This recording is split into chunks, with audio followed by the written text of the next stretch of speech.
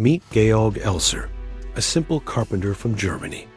How did he almost kill Adolf Hitler? Let's find out. Imagine this. One man. A carpenter. No army, no conspirators. No powerful network. Just his hands, his tools, and an unshakable belief that killing Adolf Hitler could save millions of lives. He spent months crafting a bomb in secret, hiding it piece by piece, and planting it behind a pillar inside a Munich beer hall. His plan worked. The bomb exploded. The hall collapsed. 8 people died, but Hitler wasn't one of them. He had walked out just 13 minutes earlier. This is the story of Georg Elser, a man who nearly changed history all by himself. To understand this story, we need to go back to 1939. Hitler had already taken Austria and Czechoslovakia. War had just broken out in Poland.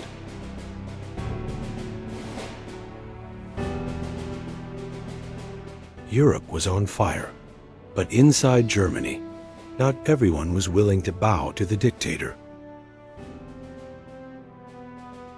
Among them was a quiet man named Johann Georg Elser.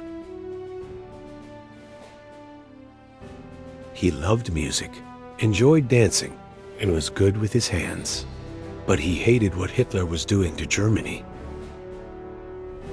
Elser believed if Hitler lived, the world would fall deeper into war.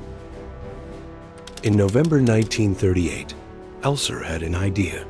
He knew Hitler gave a speech every year on the 8th of November in Munich at the Bürgerbräukeller beer hall.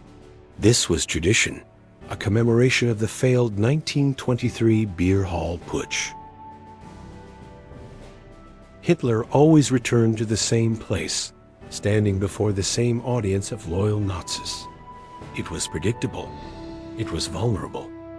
Elser decided this would be the place to strike. For months, Elser prepared. He stole explosives from a factory where he worked, smuggled them piece by piece, and began designing a time bomb. He rented a workshop, hiding his progress from everyone, even his family. At night, he broke into the beer hall, slowly chiseling out a secret cavity inside a pillar behind the speaker's podium. Night after night, he worked alone, placing the bomb inside and carefully sealing the pillar so no one would notice. By November 1939, the bomb was ready. It was a masterpiece of craftsmanship, with 2 clock timers that would detonate at exactly 9:20 on the night of Hitler's speech. And on November 8th, the plan went into motion.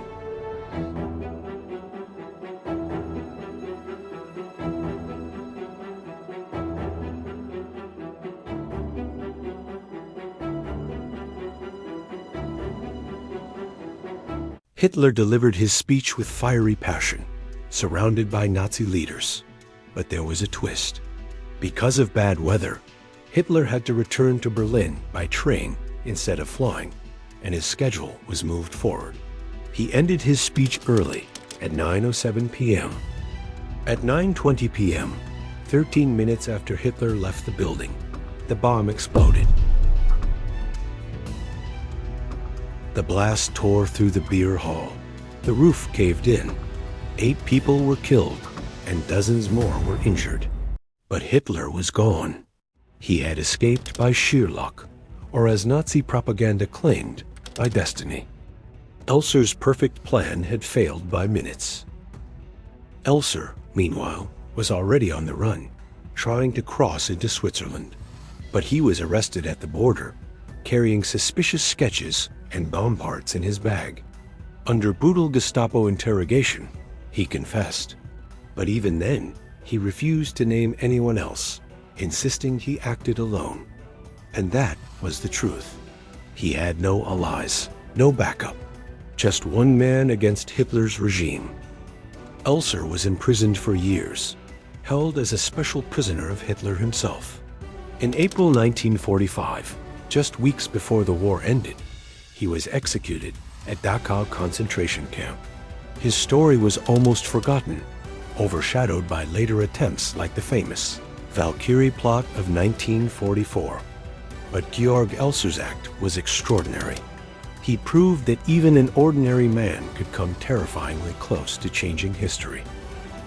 If you're fascinated by stories like this, the hidden corners of history that almost rewrote the world, make sure to subscribe to this channel.